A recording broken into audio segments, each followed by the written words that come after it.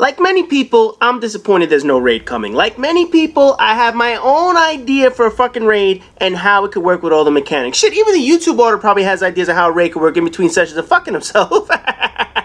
Now, nothing has been released so far as it pertains to the Prison of Elders, but the overwhelming consensus is that it'll be some sort of wave, survival, horde mode idea, whatever the fuck it is. This video isn't ripping or dissecting what we don't know about, but it's about what I personally would have done with a House of Wolves raid idea. Of course, Bungie hasn't taken me up on my offer to hire me and fix their damn game. So instead, I get to make my own video and show how my ideas will always trump their nonsense. I'm sure there are plenty of ideas out there on raids. I know people who do enjoy playing Destiny have their own ways they can improve the game, but guess what? Make your own damn video. Fuck that shit, man. This is my personal idea, so that's how I roll in this bitch, man. But anyways, with my version of a raid, I had an idea that could run off the concept of a Prison of Elders. And I can even use a few of the characters that people have already found in leaks and data mining, such as Calyx Prime, Maxis, or whatever the fuck his name is, Cessnix, the Elder Archive, whatever the fuck. You guys get the idea. My raid would be broken into 4 different areas, plus an opening area similar to what we had in the Vault of Glass. The opening area would also be a bit of a puzzle, just like the Vault of Glass. Now, if you guys saw the Bungie website and noticed the picture, there seemed to be some sort of portal or whatever the fuck in order to get into this arena. And that's actually a similar idea to what I would envision for my particular raid. Now, remember in the Vault of Glass, we had to stand on those 3 sync plates in order to get in? Well, here will be another puzzle, if you will. Out of the portal will come 4 heavily shielded servitors, plus a whole bunch of lower level enemies like Dregs, Shanks, Vandals, and all that shit. No captains, though. We're going to talk about captains a little bit later. Anyways, you kill a servitor, and within 3 to 5 seconds, another one will appear from the portal. Kill another one again, and another one will appear. The portal will send out another servitor as long as you keep killing them. It will seem like a never-ending chain of servitors that won't let you through the portal. Why? Because it's a puzzle, motherfucker. Now, the trick to getting in is that you will have to kill all 4 servitors within 5 seconds of each other. If you don't kill them within that same amount of time, another servitor will spawn and take its place, and you'll have to start the process all over again. Now, obviously, I know everyone's solution here. Gallahorn. Gallahorns will save the day. However, I want these suckers heavily shielded. So, they will have a void shield protecting them. Health-wise, with a maxed out character, I would have them take 6 absolutely maxed out Gallahorns apiece after their void shields go down. If you're ranked a little bit lower than that, or your Gallahorn isn't fully ranked up to the new 365 damage, it's going to take a little bit longer. But granted, now that's not a lot, but 4 servitors with void shields and tons of health is going to prevent this from being soloed like Crota was. Personally, I was never a fan of the fact that Crota could be soloed. Don't get me wrong, you need to know what the fuck you're doing in order to solo that shit, but I like the idea of a raid needing 6 people, not one person doing all the work while 5 motherfuckers fire rockets. That shit doesn't work for me.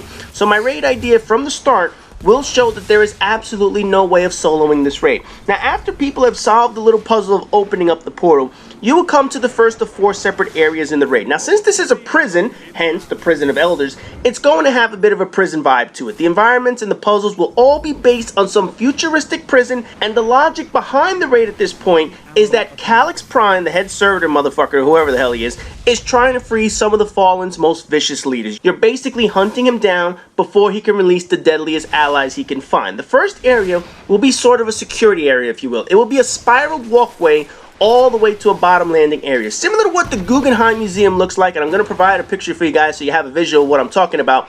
Calyx has rigged the security to attack Guardians, and throughout these prison hallways, there will be turrets that you need to take out. Remote turrets and man turrets by the Fallen. Man turrets will be easy enough to remove because all you have to do is simply snipe the Fallen members and any other replacement that might try to man the turret. But the remote ones are going to be a bit more complicated. Since they need to be disabled, the turrets themselves cannot be damaged. So shooting at them, throwing grenade supers are not an option here. The only way you're going to get by them is figuring out how to get to the control panel, which of course will be heavily guarded by enemies. The most likely strategy, an invisible blade dance. There's just no way around that. A second strategy could be either a Titan with the bubble or a Striker Titan. You know, that running protective shield that it gets every now and then will allow that to absorb some of the turret damage when it shoots at you. And the final way so that you can give Warlocks a chance to get over could be Blink Striking. Whether you're a Void Walker or Blade Dancer, it'll allow you the ability to keep Blink Striking in order to avoid most of the damage. You are going to take some damage, but at the very least, Either class will have the ability to get to the control panel, but this is meant to be challenging,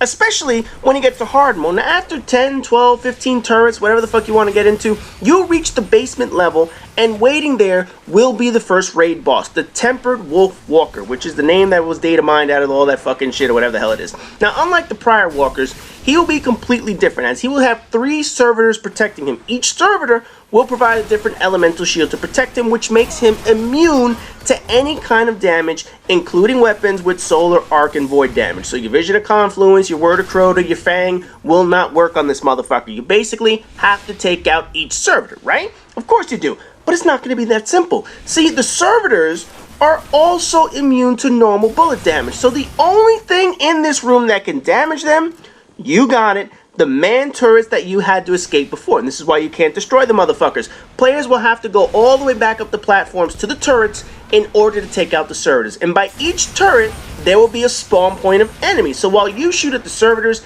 enemies will attack you if you're not careful. Players have to decide, do you have someone man the turret and the team protects him, or the entire crew take up a turret and protect themselves? Maybe 2 gunners on turrets, 4 people protecting them, whatever the fuck it is, it's a crapshoot of a strategy. Plus, the walker will still be firing his main cannon at you for huge splash damage. Players can't stay on the turret infinitely, since the walker will hit you with one of those suckers. After taking out the servitors, it will be you and the walker. When the servitors are gone, an explosion will occur, making the hallways useless, and you won't be able to use the turrets on the motherfuckers. So, you will have to fight the walker from the floor. And we're talking up close and personal with a walker, which is not the ideal spot to challenge them. Most people will snipe him from a distance because you know you can shoot that motherfucker as far away as possible and still do a lot of damage. But this fight is taking place right next to him. There will be pillars for cover, but the theme of this fight will be to run your ass off to avoid getting hit.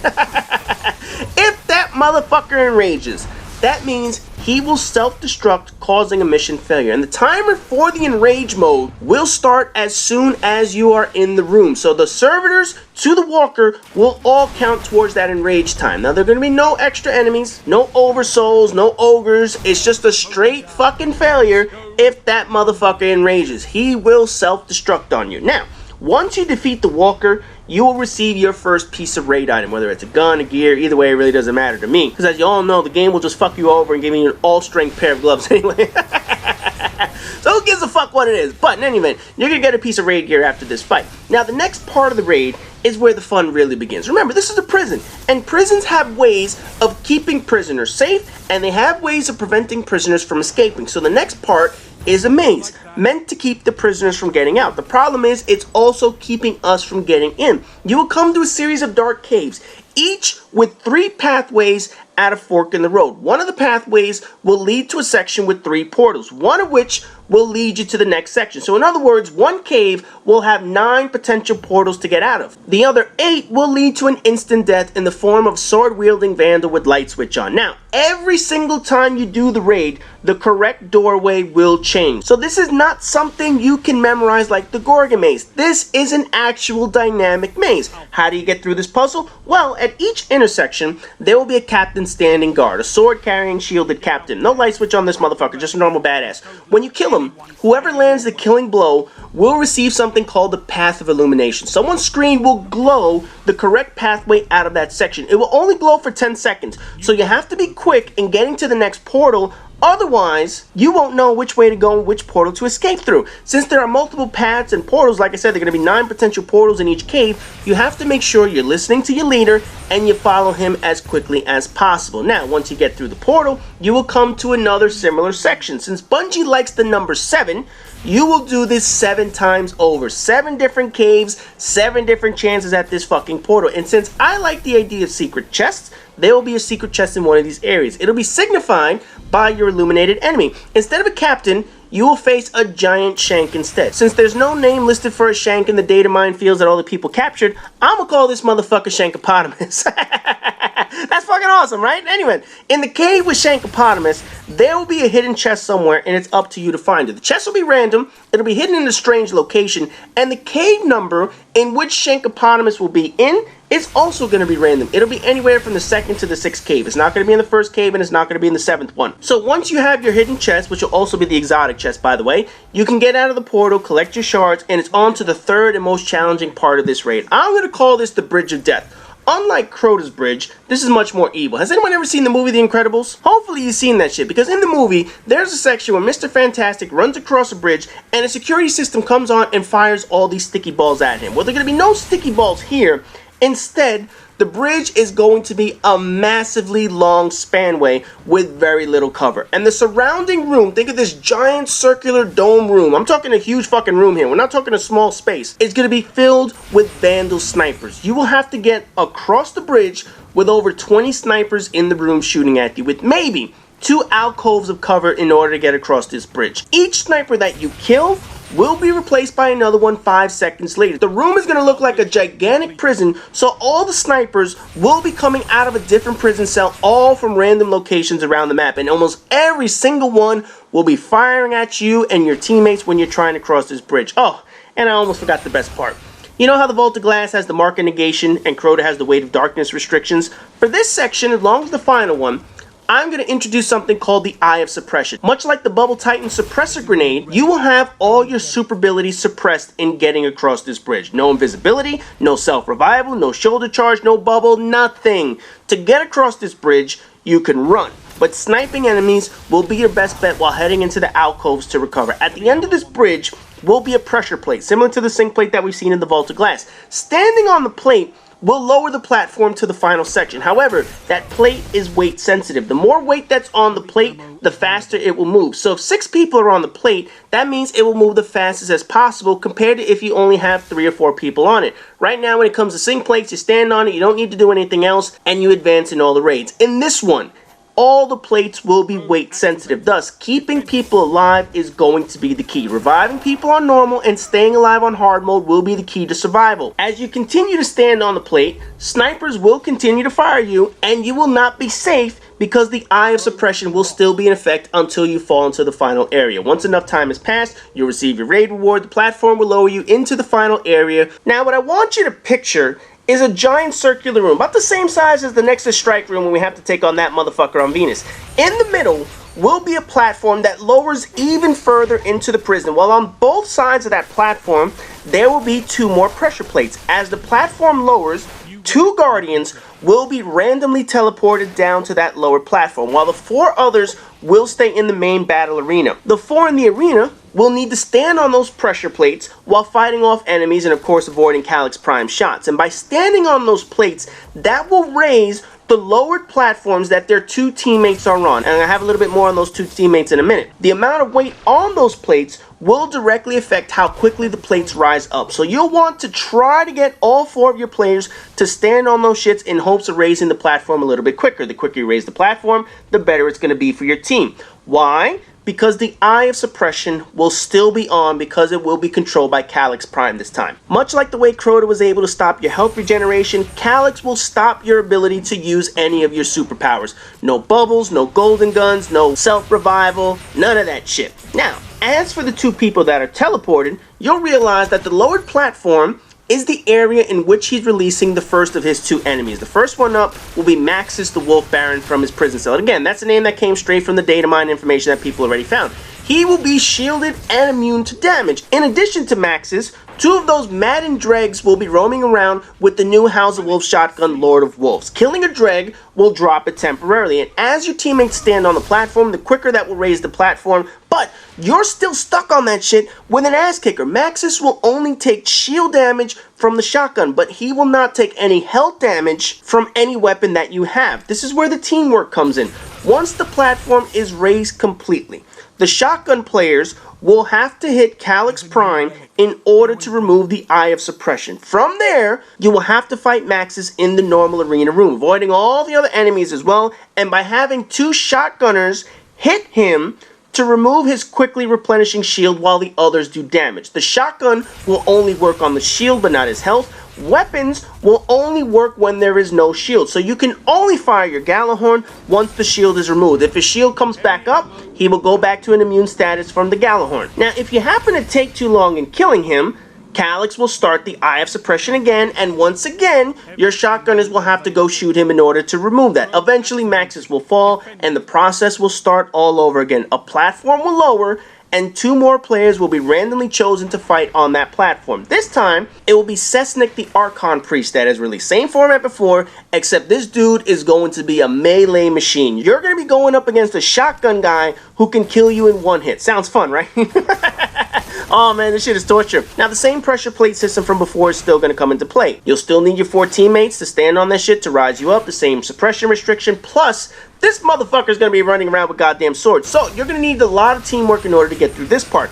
After you beat the Archon Priest, which again is going to be the same fight as the first guy, then you will face Calyx Prime directly. But again, this is going to be another puzzle. Calyx will have different elemental shields that you will need to take out. Much like the servitors at the beginning of the puzzle, every time his shield is up, Calyx will have a different elemental shield that you will need to take out. Basically, he's going to be a pain in the ass to shoot all of that shit off. And every time a shield is active, the Eye of Suppression will be active. So you'll need weapons of all kinds to make sure you're removing his shields. In addition, he will create holograms of himself, and you'll have to find out which one he is directly in order to damage him. If you damage the hologram, really doesn't do anything to him, so you'll have to find out who the correct one is, and then all the copies will disappear. His main attack when he's not shielded will be teleporting like a motherfucker. You know when Sepix Prime teleports, but he does it maybe like 2 or 3 times in a fight? Nope, this guy will teleport every 5 to 7 seconds. He will teleport behind you, he will fire shots at your ass, and all while you're fighting him, prison cells will be opening up in order to bring out more enemies each and every time. Captains, Vandals, Dregs, Shanks, you name it. At a quarter of his life left, he will summon 1 other Wolf Walker to the middle of the room that will be completely immune to damage again. You will not be able to touch this motherfucker at all. Basically, it's there to hurt you. You can't kill it, and he's only there to kill you. Finally, when Calyx enrages, if you spent too much time in the room, he will create a room full of all of his cloned holograms. They won't disappear this time regardless of how much damage you do to them. You'll have to attempt to find him out of all of those servitors. After 20 seconds of being enraged, the walker will blow up again and cause a complete mission failure. You have to start all over again. When you finally land the killing blow on Calyx, you'll get your 3rd potential raid gear reward, which includes the helmet or whatever the fuck it is, and on hard mode, of which of course I didn't even think of any restrictions on that motherfucker, the gun that you would receive would be the Lord of the Wolves shotgun. Basically the one that you were using against the 2 enemies in the bottom pit. That shotgun will be this raid's mythic class or crux. Basically, I just took all the good parts of the Vault of Glass and Crota and turned that into a pretty badass and difficult raid. See, Bungie? Hire me, motherfuckers. I'm telling you, I can knock this shit out of the park. In just 1 raid, I offered up some different mechanics that will feel familiar to experienced players, a raid that requires teamwork, not optional, requires, and battles that do not rely heavily on sniper rifles. Because you have to admit, the overwhelming majority of fights in the game already require sniper rifles. Whether you're fighting a walker, a boss from a distance, there is no fucking boss in this game that you will go up to with a shotgun, and now you absolutely have to do it in the final section of this raid. Now, aside from your glitchy shit that will fuck up my vision, because you know there are going to be some fucking glitches, this is perfect. And the best part of it is, I took your exact lore, your raid concept of the Prison of Elders, and made it feel like a storyline and an actual prison break. And it's sad because no matter how much you slice it, there's no way around the fact that no matter how well or how done or how fun the 3-player arena is, it probably won't top this amount of badassery in just 1 fucking race. Seriously, Bungie, make me an offer I can't refuse, and I'll make you a game that players can't refuse. Anyways, that does it for my raid idea. I know Hipfire Commentary number 269 was supposed to come out today, but I wanted to make sure this came out before any other information regarding House of Wolves would come out. So as always, rate, comment, subscribe, and all that good shit, and I'll see you guys in the next video.